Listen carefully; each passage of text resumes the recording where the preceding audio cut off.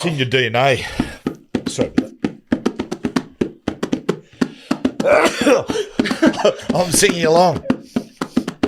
When you walk through a storm, hold your head up high and don't be afraid of the dark at the end of the storm. That's all. There's a golden sky. What is that song? And the sweet silver song What is that? of the lark. Walk on through the wind.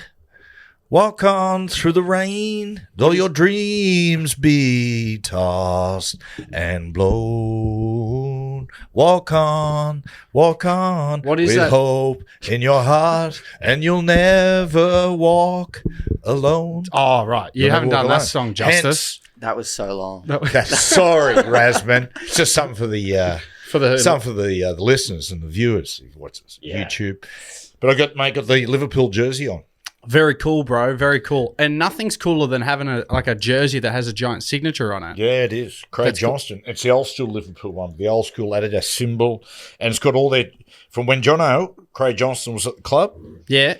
He's got all the trophies he won from 81 to 88, and have a look at all the league titles. Wow. Mate, they won in that era, and mate, champions leagues, everything. They won everything. Are you gonna? You said you're gonna get that framed. Are you gonna get it framed, or are you just gonna what? Leave it around. I don't know. Is it uncool to wear a jersey with a signature on it? Yes. Is it? Royal Razman, and that has the player, like all of the achievements of the player embroidered on the front. Mm-hmm. I think that's kind of built to be put in a frame, right? Don't you reckon, okay, Raz? okay. Yeah, probably made for a frame, but I think you do whatever you want to do, Matthew. Razman, can I just say this? The other night, we had the most wonderful night. We were sitting all on the couch having a few beers watching Rick and Morty. Yeah. Well, don't the makers and the producers of that show deserve a congratulations? Yeah. They do a good job, don't Mr. they? Nimbus is a lord. It was an unreal night. Couple movies flying around. Yeah, we watched The Other Guys as well. Mark Wahlberg and Will Ferrell. That's a great movie, Great The Other film. Guys. Great film. Remember who was the other character that you really liked in Rick and Morty, Raz? Mr. Poopy Butthole? Oh, Piggy Butthole, Yeah. yeah. Poopy Butthead? Mr. Poopy Butthole, I think it is. You made us watch that episode.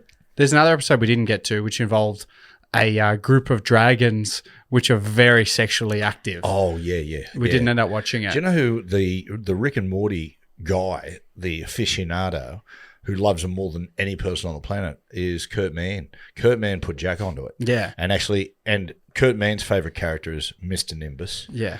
And I said to Jack sent a text message to Kurt Mann a couple of days before the game against Penrith and said, if you win, Dad's going to get you on for the interview after us, and he's going to refer to you as Mr. Nimbus.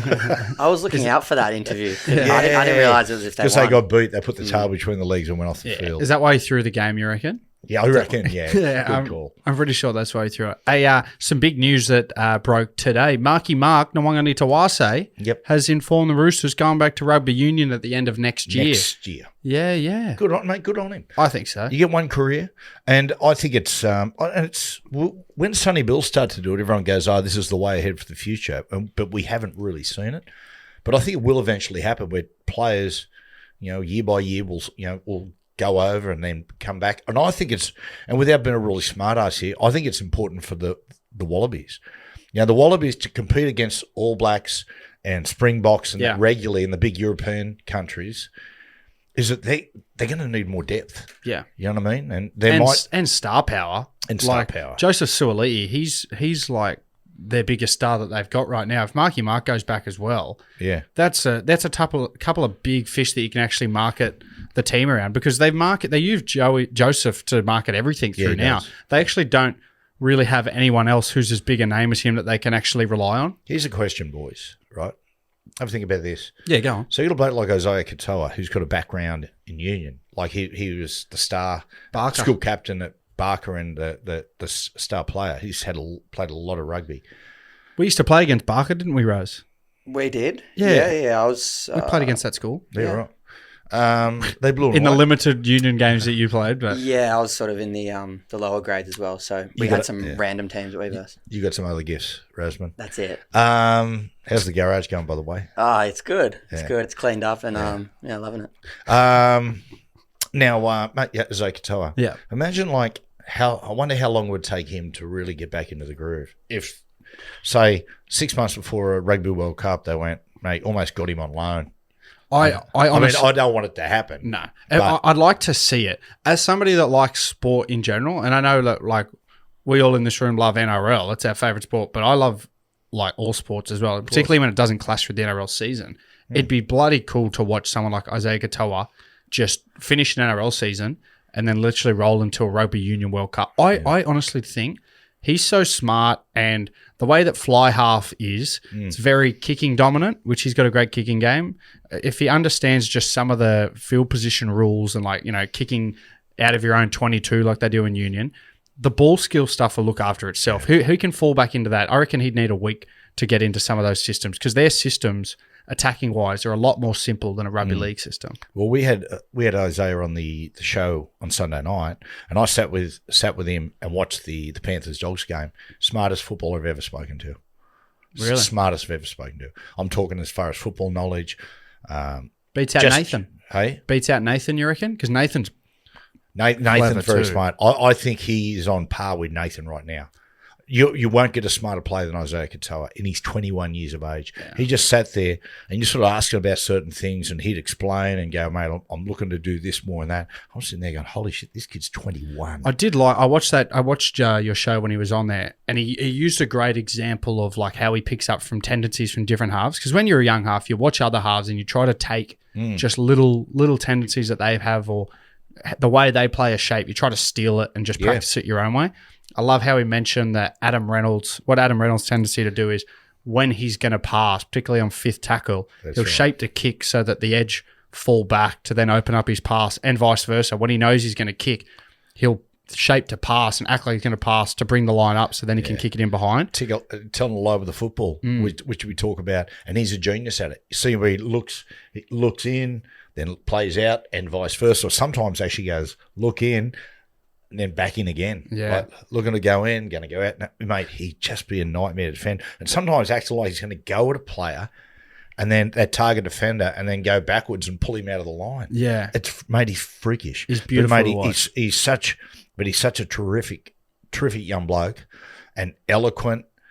Mate, the next day I rang the boss at Fox and I said, mate, this bloke, like, you've got to get him, right? So he's on the panel this week? Friday night. The Friday night panel on Fox is going to wait for a lineup. Yeah. Braith's going to host Cooper Cronk, Kieran Foran, and Isaiah Katoa. Oh, wow. How good is that? That is good. That is very, very good. Yeah. He'll go better than Scotty Drinkwater does when they get him on there. He's good. He's got his own style. Drinky does. While we're on that Friday night game, Storm versus the Sharkies, I wanted to ask you before we get into the actual game, they've moved it from Saturday to Friday. Obviously, it's in Melbourne and biggest day of the year down in Melbourne's the AFL Grand Final between Geelong Cats and who are they bloody playing? Brisbane Lions.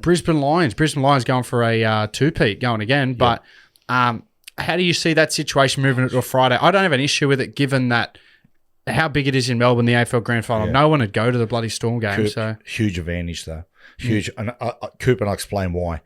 The 2 days is one thing, but the other significant factor is the Broncos versus Penrith's a day game. Fast, crisp, ball movement, fast movement football, mate, takes a lot more gas out of you. Yeah. Night football, although sometimes more physical, does not take. I don't think is not as physically demanding as far as movement and soft tissue and exertion on the lungs and all that sort of stuff.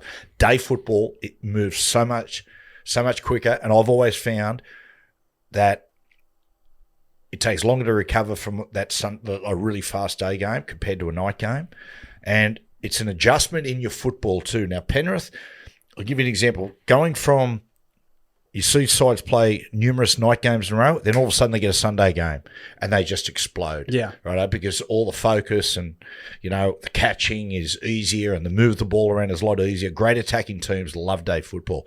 So they had a number of night games, Penrith. Then out of the blue last week, they had the day game. Look what they did in the first half. Look what they did to the Dogs. They just blew them away with their attack. Yeah, they were unbelievable. Now they're going to go day game against the Broncos, and if they beat the Broncos, then they're going to go into a night game on the grand final night off a 5-day recovery. Same with the Broncos. Broncos day football against Canberra in Canberra. Day football Sunday at home, and then they're going to have a 5-day turnaround. Seven days. Sorry, yeah, 7-day turnaround into the grand final. For the Storm and the Sharks, the winner of that game, I'm telling you, they have a significant advantage. Yeah, particularly if Penrith beat the Broncos, it's been they talk about going the long way round where you're out of the top 4, so you have to play each week. Then to go and then play against Brisbane, who are the form side, if they beat them, then win that grand final, it could be the greatest road to a grand final win of all time. It's probably as impressive as winning the previous 4. Yeah. Given that halfway through the comp, they're last. Yeah, I think round 12, they were last. I'll preface this by saying I've said all that the team who wins Friday has a significant advantage, but I don't see anyone beating Penrith. You still don't? I don't see anyone beating them. I just don't. I just can't see it. Wow. I just can't see it. Mate, the type of football they're playing, I don't know who their strength and conditioner is, but my God, he deserves a pay rise because they're the freshest team in the comp suddenly. Yeah. It's out of nowhere, hey? Out of nowhere. They time it well. We're going to talk about that game, but let's go back to that Storm vs Sharks Friday night. Potential ins. These guys are named for the Storm. Sean Bloor comes back onto the bench. Mm-hmm. He's had a great year for him. But Jerome Hughes and Ryan Pappenhausen are named in the starting lineup. I mean, I wouldn't be surprised if one of them doesn't play. They are named. Beliak will give them every chance to play. Paps will play though, won't it? I don't know. I don't know sort of where he was at after the concussion the other week. You're right. Hughesy's tough. And they're both very tough. Hughesy's probably underrated tough because people look at him as a halfback and he's never done an army camp and he's always sort of injured here and there. But he plays through a lot of injuries. I have no doubt if it was a grand final he would play. So, but do you risk it in a preliminary final when it's a bone injury like that? Well, a bone injury, a bone break. You're either fit or you're not. It's none of this. 90% fit. You're either right or not. So Bellyache, if he takes his place in the side, then I've got no doubt he'll get through the game because of the fact that I can imagine all week they're going to be running Nelson at him. Yeah, like he'll have some pretty big fitness tests. So if he plays, I'm confident he'll get through. That's my biggest X factor in this game, Coop, is whether Jerome plays or not. Just the belief it gives the side. Experience, big game experience. It allows them to play their normal system. They don't have to adjust. They can go back to that normal system they're most comfortable with. Yeah. The way they attack that middle with he, Paps, Munster and Harry, big threats. So it's a big X factor. It's a huge variable. Yeah, I look at how they've been playing the last month as well. And when Storm play good, you look at their spine and everyone in their spine has a good game and they're all on the same page. They all work in unison. It's like they're all connected on a piece of string. Yeah, that's the most accurate analogy I can use. They're all moving together. They react together. They all complement. Like when Harry does this, Munster does exactly what he wants him to do. The last month, they haven't been doing that. They haven't had a consistent spine in. Hughes has gone in and out. Paps has gone in and out. I do worry, and I haven't seen it. When I was at the Storm, I certainly hadn't seen it. And I haven't seen it the last couple of years. When they come back from injury, it usually takes them a couple of weeks to get back to that level where they're all on the same page. Yeah, I do have worries, although the Storm are so good. With those boys coming back in, not having played a lot of footy together the last month, how it's going to affect their spine's performance. Yeah. No, I totally agree with you, Coop, particularly how fast they play. And it's not a overtly complex attack, but it's got some complexities to it. Yeah. And you watch them at the start of the year when they were playing sides. It was day football. They're blowing. They're putting 60 up teams all the time. Yeah. Just jamming teams. It was very interesting. I said to someone, I paused the game and said, have a look at the whole threat that they're blowing the opposition apart through the middle, just driving through the ruck and through the middle. You could have actually thrown a bedsheet over the whole spine. Harry in dummy half. You had Munster, you got Jerome on the right, and you got Paps right on their ass. Like they were all just bunched in there, just pouring through the middle. It's funny you say that because that's an analogy we used to use down there. It was not a bedsheet. We used to call it the hula hoop. So you'd want, especially off the back of a quick play the ball. Yep. And this is a sort of a system that a lot of teams use. When it's quick play the ball and your hooker takes off or your half takes off, you want everyone or your key men almost in a hula hoop together. Like you want them all moving together in a hula hoop. Almost like I said, the string analogy before. Yep. You want everyone on the same amount of string.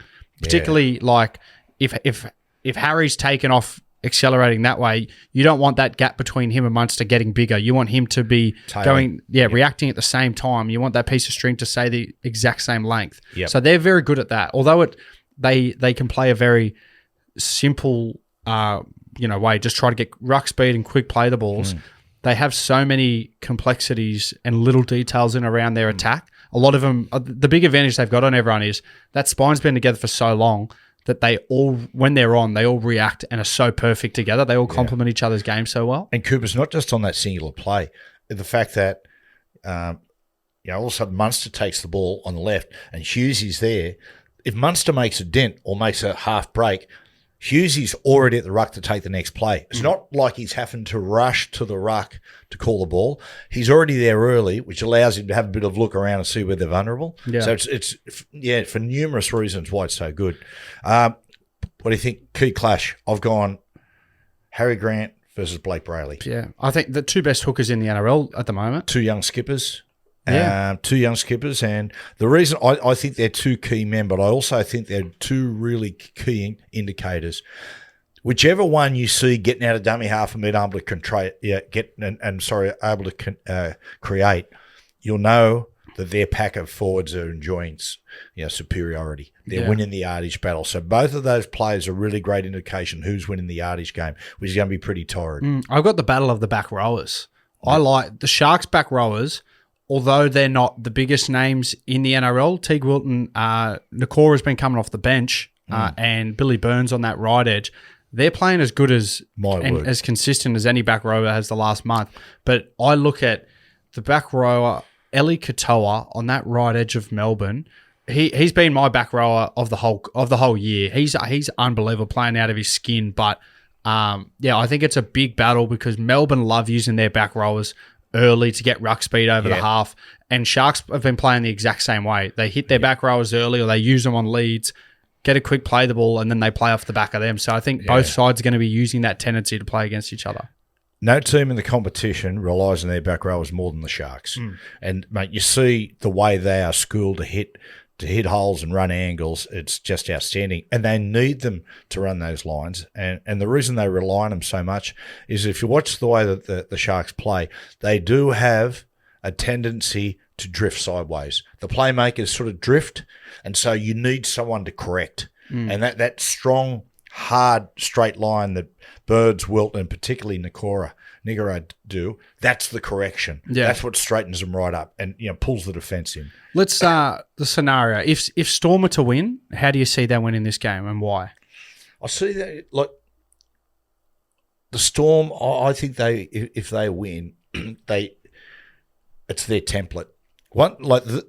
They're similar to Penrith in the fact that they have an established template and style for finals football. It's been proven, and when they execute it well, 9 times out of 10 they win. Yeah. And so that, I'd look at it's know-how and it's discipline, and it's the very fact that the strength of the Storm, Coop, watching from the outside, and you know more than me, watching the strength of the Storm is the system, is the strength.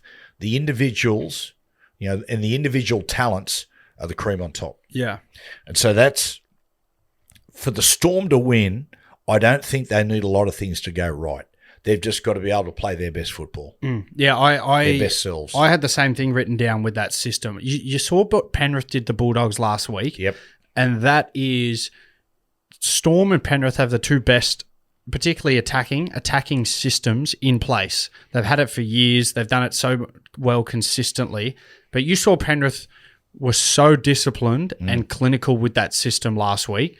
Melbourne have that in them. And when they play, like you said before, when they blow teams off the park 60-0 in day football, they execute that system to perfection. Why they haven't been consistent this year is little things like catch and pass, little details on their shape and their system that's really been letting them down.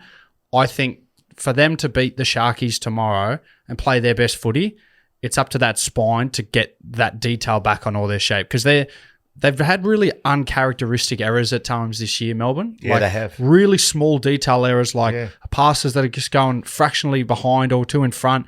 They've never really had that. They've always been stressed, and because they trained so hard in the preseason and put so much detail into their shape, they've always nailed the 1%ers. But this year they've really struggled with the consistency on it. So they're going to have to get back to that. Yeah, it's funny, isn't it? Like, usually their best football is reserved for at home at night.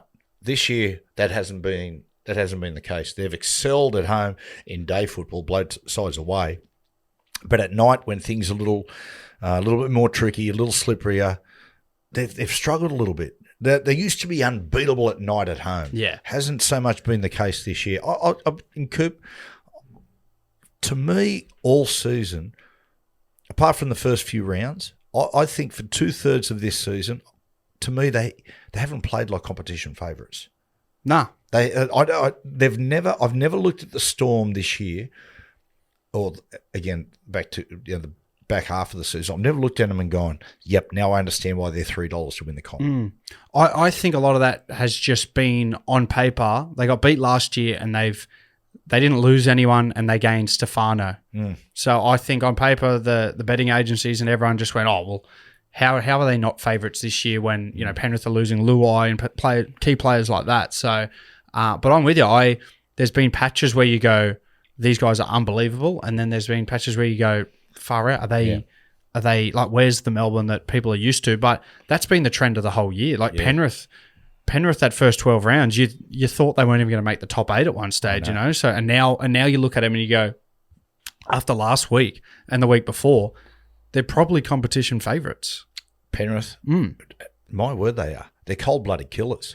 The Sharkies. Why do you think how do the Sharks win this if they're to upset the Storm? Because they've been killing it. They've been playing bloody good at the moment. But how do they upset the Storm? They've had a good battle over the years, Sharks and Storm as well. Great rivalry. There's something about the Sharks style that does worry. I mean, 2016 grand final, of course.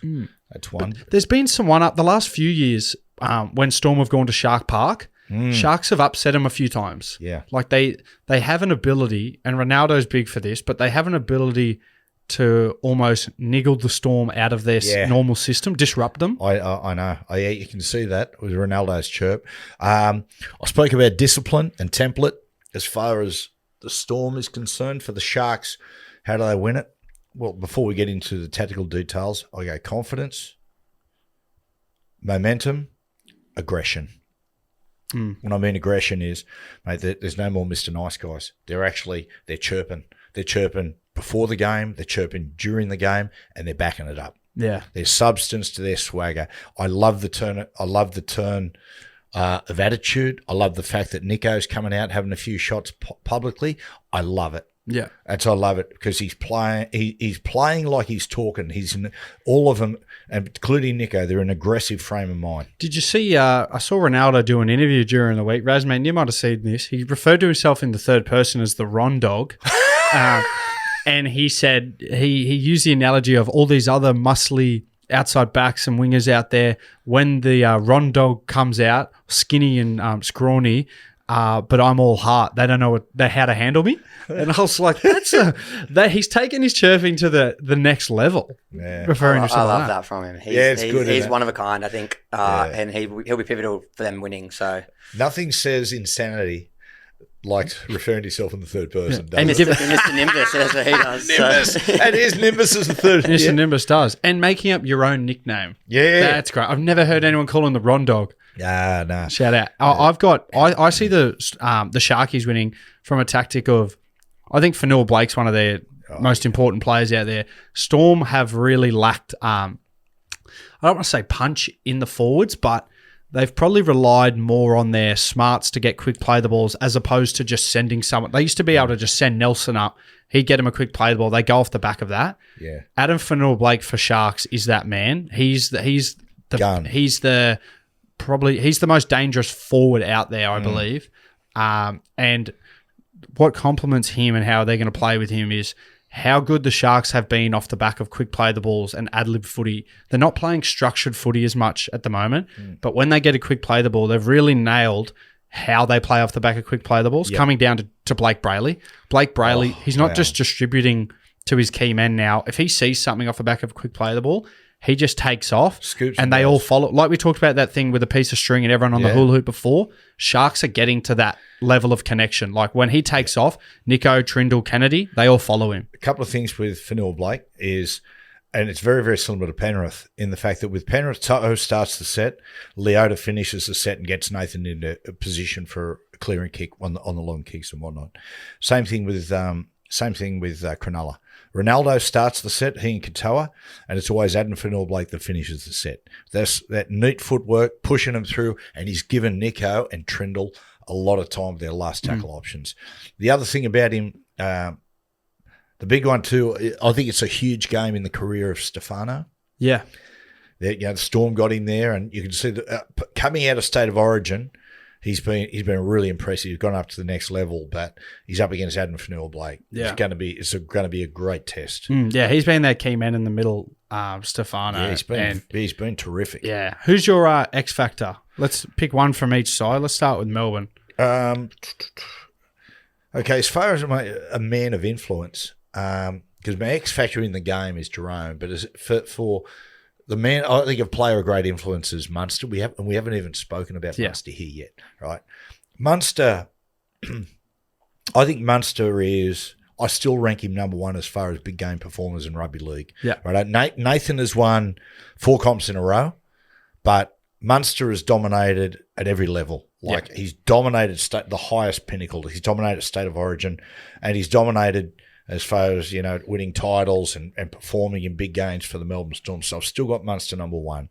Munster in this year, I reckon, in the last month, Coops, I think that Melbourne have been playing a little bit too much half-field football in attack. And, when you're playing half-field football, you've got the 5-5 split in defence and you've got the markers, right?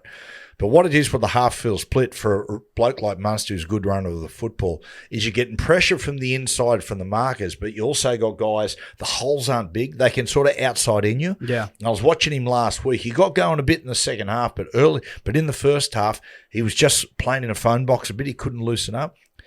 I'd like to see Munster work past the far post, to that sort of 60%, that 3/4 of the field, and get a longer pass. That means that the defence can't outside in him. They've got to sort of hold and defend passively, and that's all he needs. Markers, he's too far away for the markers to really chase and pressure. They just opened him up a little bit. But Munster, just Munster and how unorthodox he is in big games, his big game instincts, how he performs is huge. If you tell me now Munster's 8.5 out of 10, I guarantee it's Storm win. Yeah, I had Harry Grant this week. I think he's been probably. I think he's been the best hooker all year, arguably one of the best players all year. Had some amazing big moments, but I just think it all starts. Their attack all starts with Harry. Yeah, right. Their attack all starts with Harry when he's on and they're getting quick play the balls and he's creating quick play the balls with his deception and his running game. It brings Hughesy, Paps, and Munster into it. Yep. I think against the Dogs, probably they were a bit off. They didn't really, like you said, Munster was not really finding himself in the field positions where he wants it. Munster's best footy is less structured. Yeah. When they're not setting up for shit all the time to then just give it to Munster to just go through the motions with his plays. Yeah. So he's best when, similar to like Brayley is with Nico, when Harry's getting out and playing a lot of good footy, and Munster's best footy comes when he's just pushing off the back of Harry. Harry might go to quick play the ball, and then Munster gets it off the back of that. And if we go to the Sharks, Coop, who's the key man? It's funny when you scale things back and you go, well, if he doesn't do that, then that doesn't happen. If he doesn't do that, that's it. And it sort of spills on. It's like the old lady that swallowed the fly. Yeah. And what I mean by that is I want to go, key man, on the surface, I go, Braden Trindle. But what gets Braden Trindle going? Well, Braden Trindle, it's Blake Brayley gets him going, scoops out and he gets him and Nico on the front foot. Yeah, but who gets Brayley away? Well, it's Adam Fennell-Blake that gets Brayley out of dummy half. But then again, if Ronaldo and Katoa aren't going forward on plays 1, 2, 3, then Fennell-Blake is – so it all scales back. But on the surface, so who's the key man? Who's the one that's got to make the great decisions to win? I think it's Trindle. I love the way that he and Nico finally formed combination with Brayley. It's what Fitzy's been waiting for the last couple of seasons, and they've worked out their roles. There's no more of this bullshit. Oh, who should be halfback? Who should be? They're just playing. They're fallen into their natural roles. They've identified how they should play and how to complement each other. So it's tricky. It's about organisation and finesse and pass. Finesse, smart kicking. For Nico, since Brayley's been jumping out of dummy half, Nico's just played far more aggressive and on the front foot, react and run. Yeah. And I think the best example I could give you, them working as a combination and understanding each other's strengths, was the second try they scored the other night, where they went up a sort of half field. Tricky looked on the inside, told a lie with the ball, went out the back, sweep options to Nico, created space. Nico did a short ball to Kaoliro, who went down, made the break. Rather than set up, Tricky took the next play, Braden Trindle, and he wandered. Come on, where's my runner? Nico just went boom, inside ball and scores. Yeah. That's how a halves combination should work. Who wins? Who's your tip? My temptation is to say that if Jerome plays, Storm win, and if he doesn't play, it's Cronulla. But I'm not going to sit on the fence. No. I got a feeling it's going to be an upset. The Sharks have just right up on their toes. I'm going to say Sharks by 2. Would not surprise me. Would not surprise me. I'm actually going down to the game. You going down? I'm flying down tomorrow. Yeah. You going to the AFL Grand Final? No, I'm not going to go to the AFL GF. No. I'm going to fly back on AFL Grand Final day because you know why? Cheaper flights. Oh, smart, well played. Bing bang. I'm going Melbourne. I think Melbourne get it done. I think they're going to find a little bit more consistency and find their feet in this game. Razman, who you got? A couple of weeks back, I would have thought, the Canberra Broncos, Dogs all sort of had a chance at winning it. But the more that I think about it, it just seems inevitable that it's going to be a Storm Penrith grand final, which is so boring. But it is what it is, and I think I think Storm win well. Okay, so at least your Titans. At least your Titans do you die. Yeah, Titans do you die. Exactly. Yeah. Do you have given the amount of white ants we're seeing in the garage, that might be soon. Do you have a second favourite side, Raz, or no?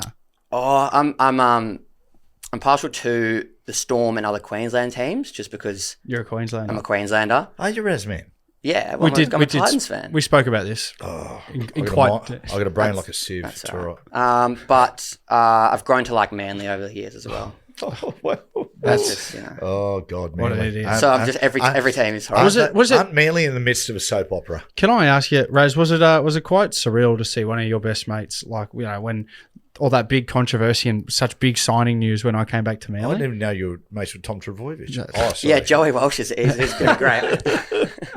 Righto, thanks. What about hey, Coops? This last episode you do with Coop, us.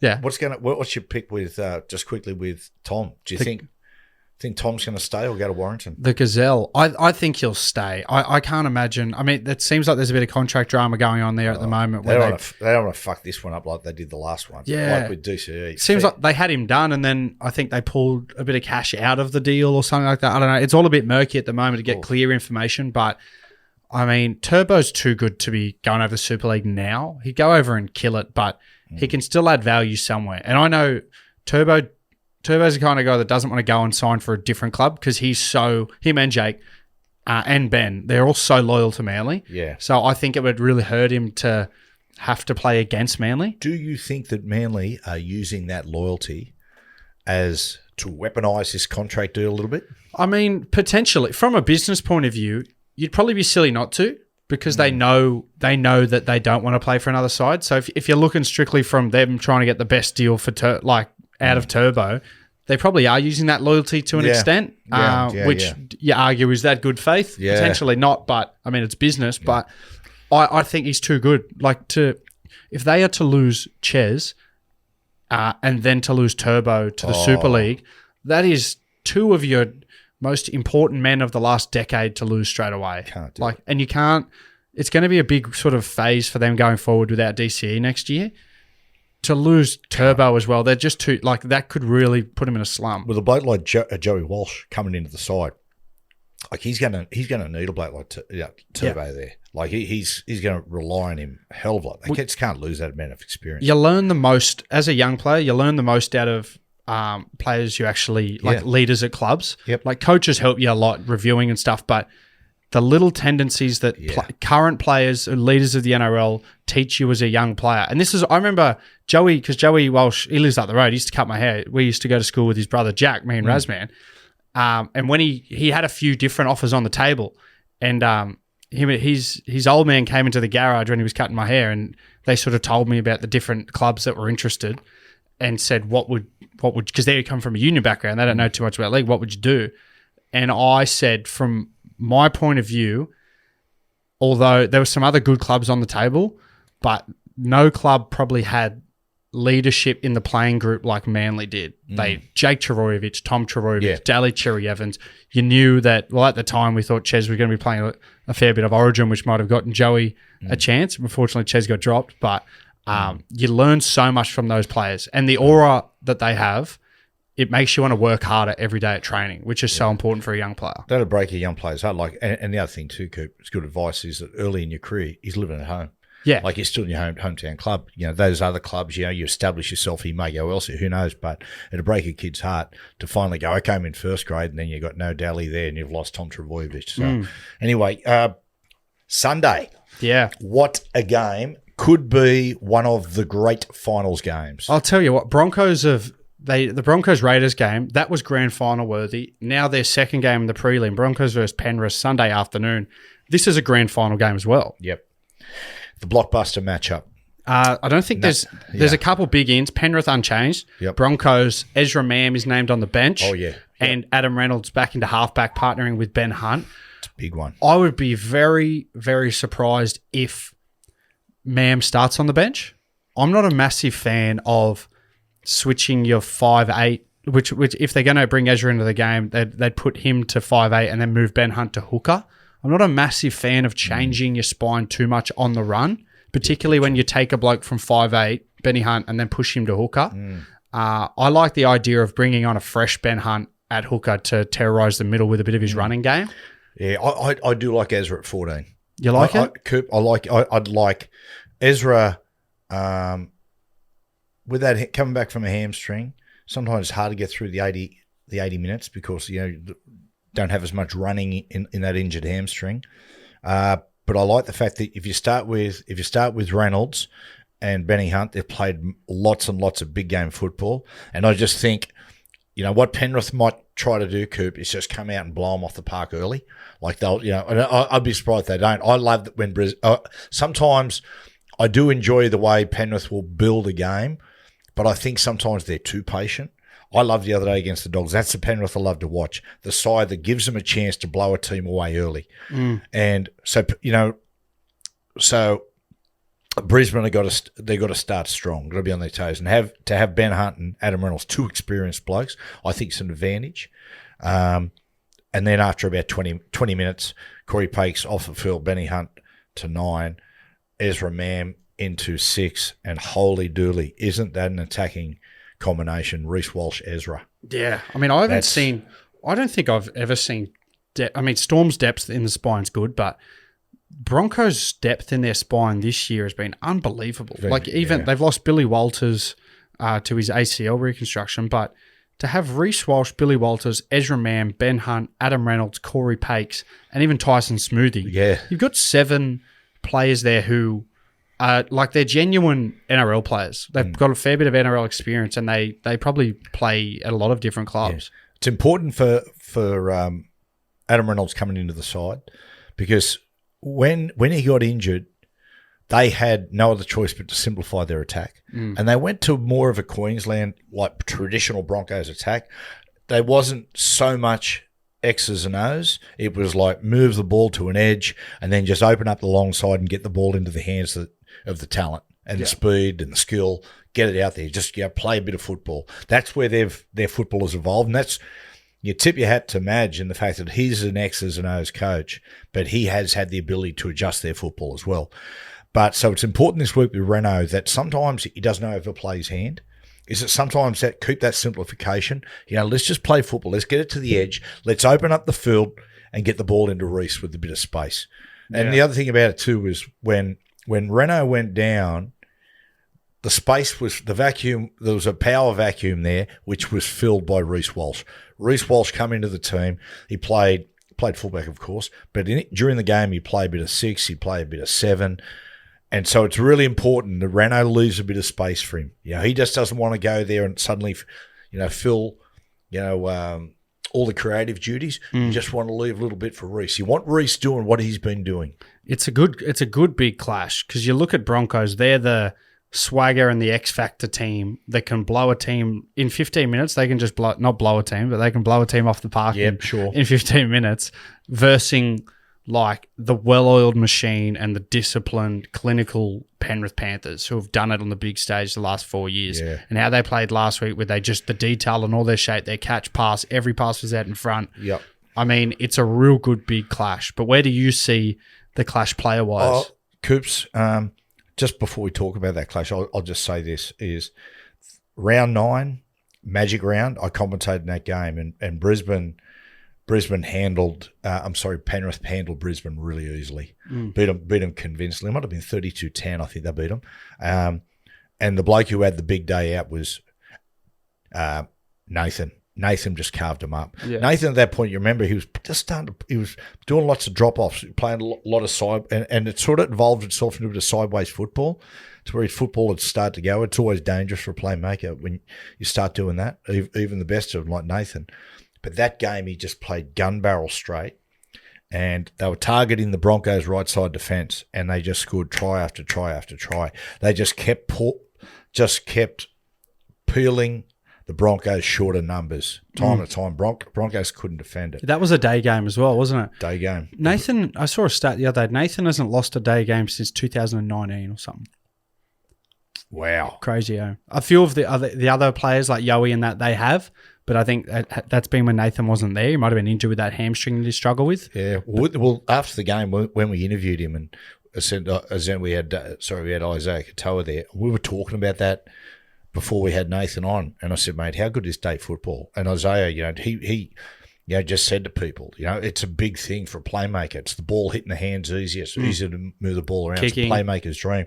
Then we had Nathan, and I said, Nathan, you enjoy day football? He said, I just love it. Yeah. It's just such a difference for playmakers. My sort of key clash involves Nathan. I've got Adam Reynolds versus Nathan Cleary, two of probably the best kicking halfbacks in the game, but also the redemption story for Adam Reynolds here because Nathan beat South in 2021 or 2022, I believe it is, when Renault's last year at South. Mm-hmm. And then Renault goes to Broncos. He beats Renault in 2023 there when they were up by like 16 points. Now Nathan has a chance to knock Renault out of another grand final. I would think that Adam Reynolds will be right up for this game. So and he would have learned. You. I'm saying he's a chance. Yeah, that's what I'm saying. But I think it's a great clash for probably two of the best kickers of the football in the NRL. And the most organised halfbacks, you'd imagine, like two of the most organised. Yeah. I've gone Nathan Cleary against Reece Walsh. That's a big clash. It's Reece Walsh. It's Nathan's kicking game against Reece Walsh's ability to return the ball, protect 40-20s. Connor Tracy will attest to this last week. No amount of tape and preparation you do on Nathan can prepare you for what's going to come with his kicking because he's so good at compromising his kicking. You could get there and you sit on the tape and you could be saying to Reece Walsh, now, look at this. When he gets in this field position, he kicks here. And a few positions off. You just can't because he's so good at reacting to what another player does and compromising, like the kick the other day, right? And Katoa spoke about when he kicked the 40-20. I remember Hindy went, oh, mate, it's not that thing. He just kicked it. And Katoa said to Hindy, no, you don't understand how hard it was. The side of the way he took the ball, the pressure he was under on that side, and they were squeezing him from the inside on the side he doesn't prefer. and he kicked the ball with just a fraction of tilt. So when it hit the ground, it still ran forward, but eventually just went into touch. It was genius. Yeah. And so, like you can get there with Reece. He might position himself a certain way. Nathan will get it and he'll hook it back a different way. It'll just Nathan's got a good knack of during the week understanding, because he's done so much vision on other players and predicting what they're going to do. He's got such a great knack of knowing what's Reece Walsh going to be getting told and looking at my kicking game this week. So how's he going to be preparing, and then having something in his kit bag to counteract if what he's predicting comes through. Like last week, Tracy's a fit fullback. He knows that Nathan likes going for that early kick in that corner, so he knew that he was going to be, because he's fit and quick, he's going to be getting on his bike, almost overworking. Clint Gutherson used to do the same things as a fullback.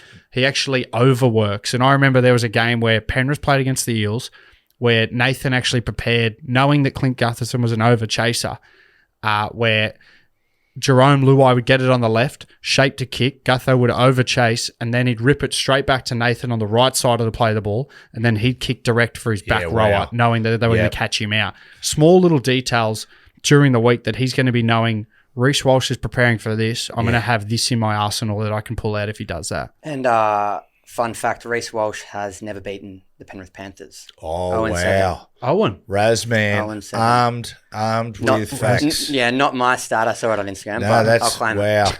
Well, I tell you, but it's a challenge for Nathan as well, boys, because I mean, the aim of every kicker when he knocks the ball, the playmaker when he knocks the ball downfield on a long kick is to hit grass.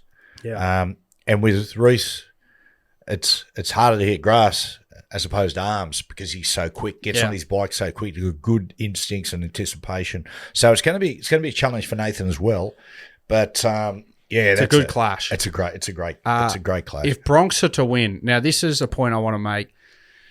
Reece Walsh, he's the biggest threat that the Broncos have. Yep. And Penrith all week he's going to be on the tip sheet, head on a plate. Reece Walsh, we need to name drop him wherever he is in attack. We need to try to get a lot of inside pressure, be aggressive with him in defence. I think the Bronx win this game.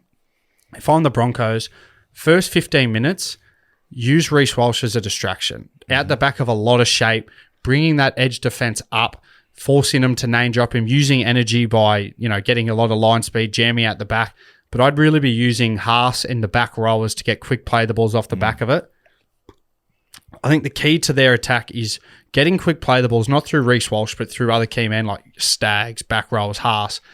And then 15, 20 minutes into the game when there's a bit of fatigue and you haven't used or really seen Reece Walsh at all, that's when that name dropping and talk, and they'll forget about him. They'll completely forget about him because you've opened him up with some other threats. Yep. And then I think that brings Reece Walsh into the game, because if you look for Reece Walsh early and a fresh Penrith defence rocks him a little bit, gets a bit of confidence, takes a bit of confidence out of him, I think it'll affect Reece Walsh's game and Broncos' attack for the remainder of the game. It's a very good point about Reece around the back and send him as a decoy. Let's have a look at let's have a talk about the things that worry Penrith on the weekend.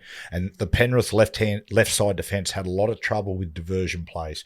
You remember Lockie Galvin went up, Connor Tracy was sweeping at the back of Jacob Preston, and they overslid. I think it was Blaze turned in and his centre went out, and Preston twice went straight through. Well, that's the space. I said that last week. Blaze Talangi and Casey McLean, they put Toto there to try to help him out communication-wise and give him a bit of experience, but that's the weakness in the edge defense. They're the ones that kind of are a bit inconsistent with their decision making, and sometimes they can not protect their inside shoulder. Yep. And that's the side that Reece Walsh likes to go down with his speed. And Cooper, you're right. I would early in the game just keep hitting the front man. Yeah, boom, hitting him, putting little dents in him, playing a little bit of patience, and then. But I do think the best opportunity for the Broncos is always going at that right side defence, and if you're going to target, if you're going to set up plays for Reece, you got to work the ball. You got to work the ball past the scrum line. You got to open the full field up, and then just go wham, wham, wham. Don't muck around too much. Who's ringing you? Answer it. Peter Badel. What's he ringing you for? Hey, Pete. Oh, the great Matty Johns. The great Peter Badel. Now, listen, Pete, I've just got to warn you, I'm doing a podcast with my young bloke Cooper at the moment, so I've got you on. What mail you got for us with the Broncos, Pete? Is this, do you want a scoop that'll make you bigger than Germany, Matty? Mate, bigger than the old Yugoslavia, mate. Give it to me, Pete. Mate, what about the great Ezra? He's back. He's back, mate. So, 14, Pete, what's the word going on there? Will he start or will he be 14, you reckon? No, look, I think he'll be 14, and yeah, Reno and Honey will start, and then Ezra comes off for a bit of impact, you know? Yeah. So, but usually, like, Smoothie's interesting at 13 as well. So, wow. I thought they might go with Hetherington there, but he was training at 13 today, Smoothie. So, yeah, right. Yeah, how's the vibe, mate, amongst the Broncos, Pete? Mate, great. Like they look confident. I reckon they'll win, Matty. You know, I think I know they've got some demons from probably 23, you know, but I think they're ready to get the job done, you know. Mate, the place, Suncorp Stadium is going to be rocking, Pete. Man. I know, yeah. It will be. But, mate, do you want me to ring you back, mate? Yeah, no, mate. Mate, you can sit. If you want to just sit and listen to the podcast, you can. Yeah. Oh, yeah, thanks. I might put me to sleep, actually. Mate, not talking about Buzz and Webby there, mate. Yeah, that's true. Right. Pass the Prozac for them. Righto. Hey, Bomber, just while we got you, mate, Jake Paul versus Javonte Davis, mate. What about that? What a bizarre fight. That's ridiculous. That is ridiculous. Like, how many weight divisions apart are they, Matty? Mate, 30 pounds different or something. So is it actually going to happen? Yeah, I think it's happening. They did the face-off today. It's going to happen. Yeah. Anyway. That's crazy. Listen, mate, we'll let you go, mate. Being a bra boy, I know you're up to other stuff, mate. So. See you, Bomber. Call you after. Biggest bra boy you've ever seen. See you, brother. See you, Bomber. How dare you take personal calls? Oh, mate. No, I'm joking. So, because, mate, people don't realise that. People think Pete Badel is Queenslander. Mate, he's a Maroubra boy. Is he a bra boy? Yeah, yep. Well, you know, Maroubra, not an actual bra boy. No. Now we go over it. We just spoke about Broncos, Penrith. If they're, pretty self-explanatory. I think if they play the same way they did against the Bulldogs with the details and all their shape, I think they beat anyone in the NRL last week. I think they're going to want to replicate that. They've got a Sunday afternoon game, same time slot. Some of the shape that they ran was unbelievable. I was watching that. There was a shape they did the right hand side. Cleary went to Isaiah Yeo, out the back to Blaze Talungi, who went out the back to Tago. And all their catch pass skill, even when the wingers were jamming, it was unbelievable. It was as good a detail as I've ever seen on shape. Coops, in a game which has become obsessed with shapes and sequences, nothing a lot of times beats an attack that just, or beats a defence like just a great rapid fire catch and pass. Dink, dink, dink, dink, dink down the line. I love it. Broncos are going to have to be very disruptive. Mate, aggressive and disruptive. Absolutely. They're going to have to defend them outside in, and they got to be nice and uniformed. Yeah. As far as Penrith, look, Coops, the why they're so hard to beat is they've got the blueprint, mate. It's the reason they've won the last 4. They know what they've got to do, and like the Melbourne Storm, they need to do. Put it this way: they don't have to do a lot of things right to win. They've just got to do. A couple of things. Keep the same precision with attack, and just get their suffocation sets on, driving it to the corners, attacking them with their defence. That's it. That's what makes them so tough to beat. Is they're brilliant at executing their blueprint in big games. Who's your tip? I'm going to go first. I got the Brisbane Broncos. I said it. Yeah, right. I tipped them to win a few weeks back the comp. Penrith, how they played last week, really worried me because I think last week they beat anyone in the top 8. But I think the Bronx are going to get it done. I backed the Bronx at the start of the year to win the comp, but I've changed my mind. I can't see anyone beating Penrith. I think the Broncos win, and I think they win from 12 to 14 points. Razzle the Penrith. Did I say Penrith? You said Penrith. Razzle Dazzle. Yeah, same logic as before. Pretty cynical of the comp at the moment. You know, what's the point of having 17 teams if there's just going to be 2 at the end of it? So it's turned into an EPL where it's just Liverpool, Man United, Man City. So yeah, Penrith. Jeez, you're a glass half empty, aren't you, Raz? I am now, and it's Penrith's fault. Good on you, boys. Thanks, Raz. We're going to see you next week, and it'll be our last preview, grand final preview, Yes, and we're going to do a bit of Dally M awards as well. Oh yeah, love it. Yeah. Love it. And we're wearing tuxedos, I've heard. Mate, Let's do it. Let's wear tuxedo. Jackie Chan tuxedo. Jackie Chan. That was a movie. Remember a Jackie Chan movie? Jackie Chan tuxedo. Didn't say that. When you were a kid, you used to do it all the time. You know what's funny? You used to do a twirl and go, Jackie Chan. Just stop for a sec. Your mic just cut out, and I'm glad it did because that was the worst piece of the podcast that you ever said. That's saying something. You're back on. Okay.